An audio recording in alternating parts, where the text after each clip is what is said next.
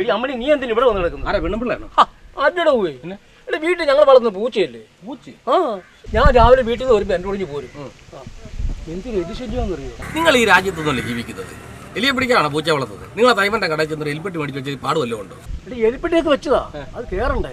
ഈ എലിപ്പെട്ടിയുടെ ആൾക്ക് വെൽക്കം എഴുതി വെച്ചാൽ എലി വന്ന് കയറുകയല്ല. പിന്നെ എന്താ ഒരു കപ്പക്കെട്ടണം എടുത്ത് വെക്കണം, ചെറിയ കപ്പ മുറിച്ച് അതിനകത്തോട്ട് വെക്കണം. എന്റെ കപ്പ ഒട്ടും ഇല്ല, ഒറ്റ എണ്ണ എടുക്കാനില്ല. എന്നാ പിന്നെ വല്ല ഉണക്കമീനോ കുത്തിയിട്ട് നോക്കിയാണ്. നീ എന്തുവാ പറയുന്നത്? ഉണക്കമീൻ എന്താ വിലയെന്ന് അറിയാവോ? ആ കിലോയ്ക്ക് 120 രൂപയാ. ഉണക്കമീനും ഇല്ലല്ലേ? എന്നാ പിന്നെ തേങ്ങാമുറി ഉണ്ടെങ്കിൽ ഒരു ചെറിയ തേങ്ങാമുറി കഷ്ണം എടുത്ത് വെച്ചാൽ മതി. എടാ കഴിഞ്ഞ ഇടിവെട്ടിയ സമയം ഓർക്കുന്നുണ്ടോ? തെങ്ങ് 4 പോയത്. അത് ശരി. അപ്പൊ നിങ്ങളുടെ വീട്ടിൽ കപ്പയില്ല, ഉണക്കമീനില്ല, തേങ്ങാമുറിയില്ല, പിന്നെ എന്നാ മൂഞ്ചാനാ എലി വന്ന് അതിനകത്തോട്ട് കയറുന്നത്?